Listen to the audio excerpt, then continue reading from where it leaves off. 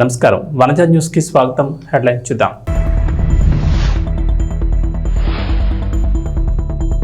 ఏపీలో రేషన్ కార్డులు ఉన్న వారికి గుడ్ న్యూస్. వచ్చే నెల నుంచి ఉచిత బియ్యంతో పాటుగా సబ్సిడీపై చక్కెర, కందిపప్పును పంపిణీ చేయాలని నిర్ణయం.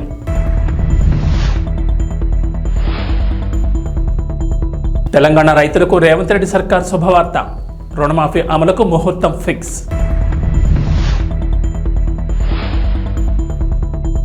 బీజేపీలో విలీనం వార్తలపై బీఆర్ఎస్ స్పందించాలి. కేసీఆర్ స్పష్టతనివ్వాలంటున్న అసదుద్దీన్ ఓవైసీ.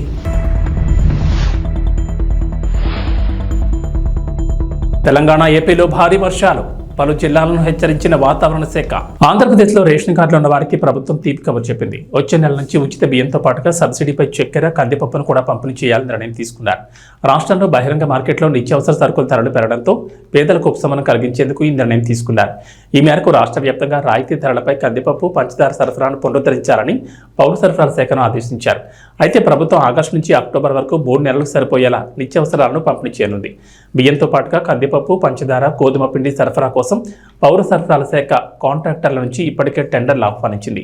మొత్తం 22,500 టన్నుల కందిపప్పుతో పాటుగా 17,538 టన్నుల పంచదార సేకరణ కోసం టెండర్లు ఆహ్వానించారు. అయితే పంచదార సరఫరాదారులు ఎక్కువ ధరలు కోట్ చేశారు. దీంతో పౌర సరఫరాల శాఖ టెండర్ ప్రక్రియను రద్దు చేసి మళ్లీ రెండోసారి టెండర్లను పిలిచారు. ఈ నిత్యావసరాలను ఈ వారంలోనే ఈ ప్రొక్యూర్మెంట్ ద్వారా టెండర్ల ప్రక్రియను అధికారులు పూర్తి చేయనున్నారు. వచ్చే నెల నుంచి కార్డుదారులకు రాయితీపై 67 రూపాయలకే కిలో కందిపప్పును అందిస్తారు. అలాగే 1/2 కిలో చొప్పున చక్కెరను కూడా పంపిణీ చేస్తారు. గత ప్రభుత్వం రాష్ట్రాల్లోని కార్డుదారులందరికీ నాణ్యమైన బియ్యం, ఇతర రేషన్ సరుకులు ఇంటింటికి అందిస్తామని చెప్పారని, కానీ అందించలేకపోయారని కూటమి ప్రభుత్వం తెలిపింది. అయితే కూటమి ప్రభుత్వం అధికారంలోకి రాగానే పౌర సరఫరాల శాఖపై ప్రత్యేకంగా ఫోకస్ పెట్టారు. నిత్యావసర వస్తువులు తూకంలో తేడాలు రావడంతో ప్రస్తుతానికి వాటిని ఆపేశారు. ఈ సమస్యను పరిష్కరించి వచ్చే నెల నుంచి సరుకుల్ని పంపిణీ చేయనున్నారు. తెలంగాణ రైతులకు రేవంత్ రెడ్డి సర్కార్ ఎగిరిగంతేసే వార్త వినిపించింది. అసెంబ్లీ ఎన్నికల్లో ఇచ్చిన హామీ మేరకు రైతులకు 2 లక్షల మేర రుణమాఫీ చేసేందుకు గాను సోమవారం రోజున పథకానికి సంబంధించిన మార్గదర్శకాలు విడుదల చేసిన ప్రభుత్వం మరో శుభవార్త వినిపించింది. రుణమాఫీ అమలుకు ముహూర్తం ఫిక్స్ చేసింది. ఈ నెల 18వ తేదీ నుంచి రుణమాఫీ ప్రక్రియను మొదలుపెట్టనున్నట్లు ప్రభుత్వం స్పష్టం చేసింది. ఈ మేరకు సీఎం రేవంత్ రెడ్డితో పాటు వ్యవసాయ శాఖ మంత్రి తుమ్మల నాగేశ్వరరావు కీలక వ్యాఖ్యలు చేశారు. రైతు రుణమాఫీకి రేషన్ కార్డే ప్రామాణికమని మార్గదర్శకాల్లో పేర్కొనగా, రైతుల్లో ఏర్పడిన గందరగోళానికి మంత్రి తుమ్మల నాగేశ్వరరావు క్లారిటీ ఇచ్చారు. అర్హులైన రైతులకు రేషన్ కార్డు లేకున్నా రుణమాఫీ చేయనున్నట్లు స్పష్టం చేశారు. రేషన్ కార్డు అనేది కేవలం రైతు కుటుంబ నిర్ధారణ కోసమేనని స్పష్టం చేశారు. పాస్బుక్ ఆధారంగానే రుణమాఫీ చేస్తామని క్లారిటీ ఇచ్చారు. రాష్ట్రంలో మొత్తం రుణమాఫీ లబ్ధిదారులు 40 లక్షల మంది ఉన్నారని, అందులో కేవలం 6 లక్షల మందికి మాత్రమే రేషన్ కార్డు లేవని మంత్రి పేర్కొన్నారు. ₹1,00,000 రుణం ఉన్నటువంటి ప్రతి రైతు ఖాతాలో జమ చేసేదానికి 18వ తారీఖు సుముహూర్తం నిశ్చయించారు. కానీ రైతులందరూ ఆ కార్యక్రమంలో పాల్గొని ఆ ₹1,00,000 వెంటనే మీరు మళ్ళీ మీ చేతిలోకి తీసుకొని వ్యవసాయాన్ని పండగ చేయాలని చెప్పి రాష్ట్ర ప్రభుత్వం కోరుకుంటుంది. మిగతా ₹1,00,000 కూడా అతి కొద్ది రోజుల్లోనే మీ ఖాతాలోకి జమ చేసేదానికి రాష్ట్ర ప్రభుత్వం సర్వశక్తులు వడ్డీ మాట నిలుపుకోవడం కోసం ప్రయత్నం చేస్తుందని చెప్పి రైతు సోదరులకు విజ్ఞప్తి చేస్తున్నాం. మాజీ ముఖ్యమంత్రి కేసీఆర్ నేతృత్వంలోని బీఆర్ఎస్ పార్టీ బీజేపీలో విలీనం కాబోతోందని, ఇందుకోసం ఢిల్లీలో చర్చలు జరుగుతున్నాయని వస్తున్న వార్తలపై MIM chief, Hyderabad MP Asaduddin Owaisi స్పందించారు. ఈ విషయం గురించి తనకు కూడా పూర్తిగా తెలియదని, పత్రికల్లో వార్తలు మాత్రమే చదివాలని చెప్పారు. విలీనం వార్తలపై కేసీఆర్ స్పష్టతనివ్వాలని కోరారు. పార్టీ కార్యాలయంలో నిన్న ఆయన విలేకరులతో మాట్లాడుతూ 10 ఏళ్ల పాలనలో రాష్ట్రాన్ని బీఆర్ఎస్ అభివృద్ధి చేసిందని, అయితే ఎన్నికల్లో ఓటమి తర్వాత ఆ పార్టీ అనుసరిస్తున్న విధానాలు తనకు తెలియవని పేర్కొన్నారు.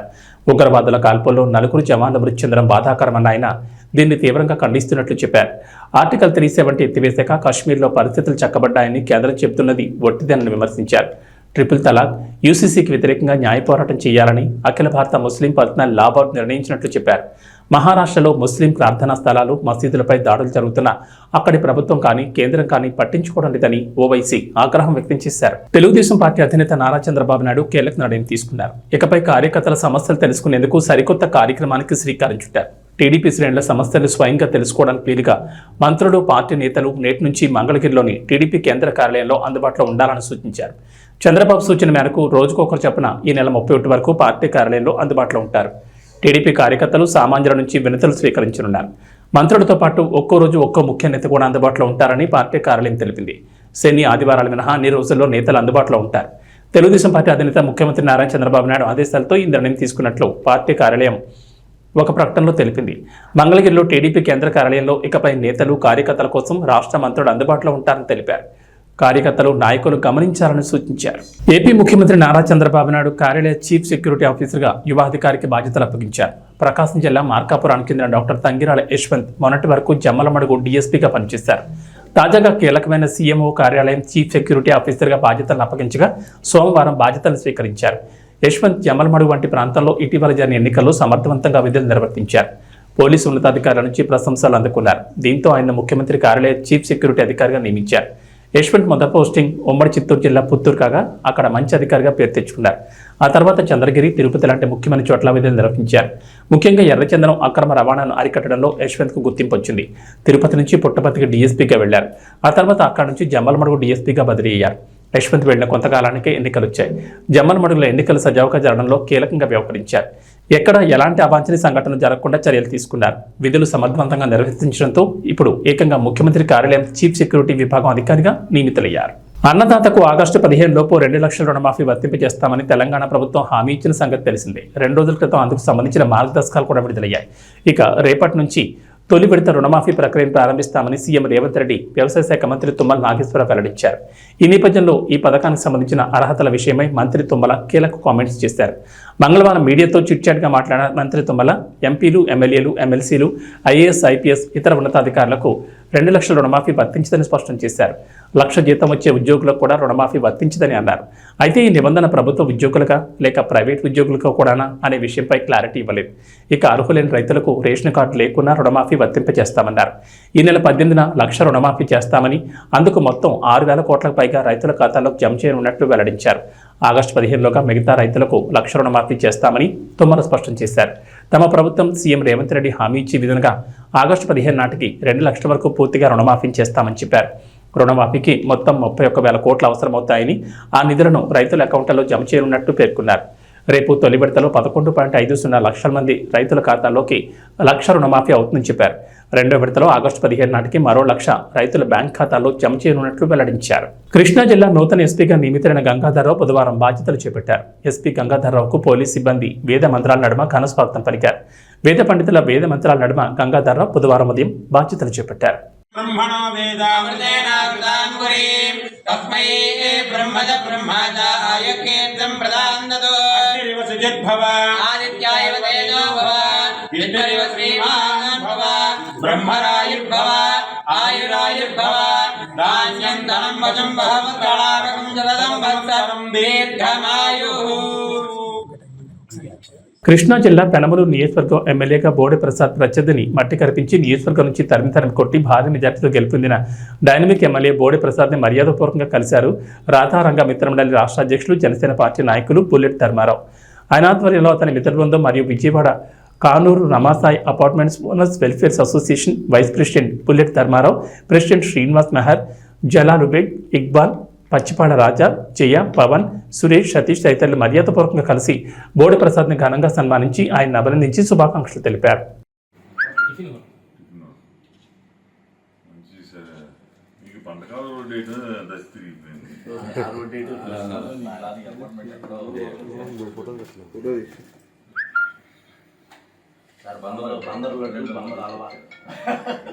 కావాలని బందరాలో బందరు ప్రత్యేకంగా తీసుకొచ్చారు.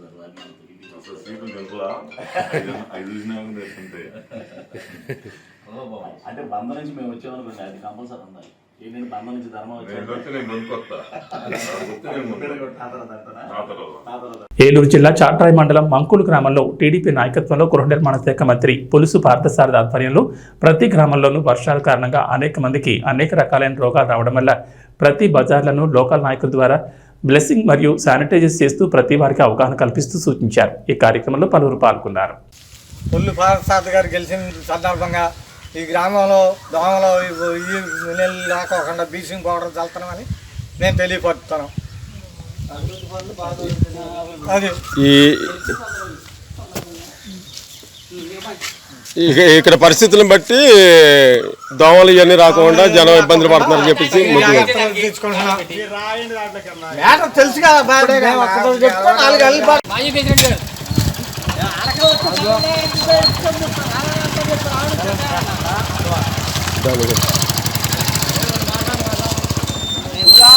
ఇప్పుడు దాకా మాట్లాడే కదా. గంగరాజ ఫోన్ పెట్టి కాసేపు రాండి అన్నగారు రండి సత్యబాబు గారు రండి సైడ్ అవుట్ ఉంచండి అది వ్యాన్ కనపడినాను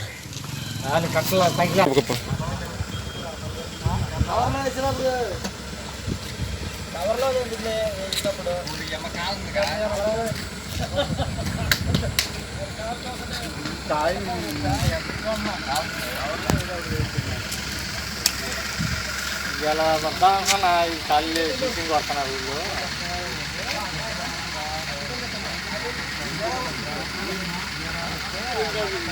ఎంత అయిపోయినా చూసుకోండి కాపాడుతాను ఇంక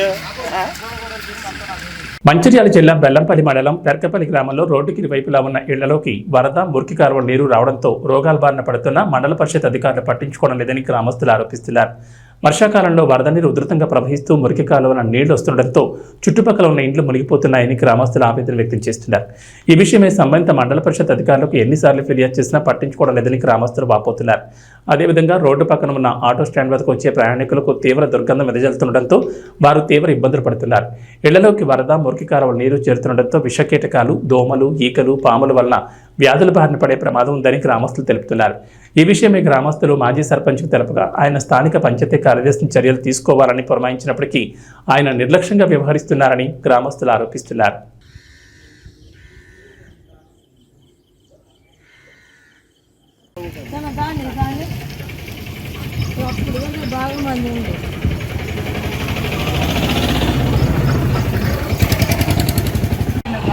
పెద్దగా నిండింది చూడండి. ఇళ్ళల్లో కూడా చేరినాయి. ఇలా పాములు, తేళ్లు, పురుగులు, డెంగ్యూ, మలేరియా, టైఫాయిడ్ జ్వరాలు వస్తున్నాయి. మా పిల్లలు అందరికీ కూడా ఇక్కడ చాలా తిరిగే ప్రదేశంలో ఒక ఈ నిర్లక్ష్యం వల్ల ఇక్కడ జామ అయ్యి ఒక చిన్న వర్షానికి గింత కాలువ జామ అయ్యడం వల్ల అయినా కూడా స్పందిస్తలేరు.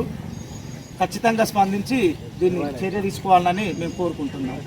జామ కావడం వల్ల చిన్న చిన్న పాములు, తేళ్లు అది చెరువులో కలిసే వాటర్. గ్రామంలో 10వ వార్డుకు సంబంధించిన మురికి కాలువ వాటర్ ఎప్పుడైనా చెరువులోకి వెళ్ళే కాలువ ఆ చెత్త అంతా జామ్ అయి అవి రిటర్న్ వచ్చి ఇళ్ళకు వచ్చి అంత కంపు తయారై పాములు, తేళ్ళు అన్నీ పారుతున్నాయి.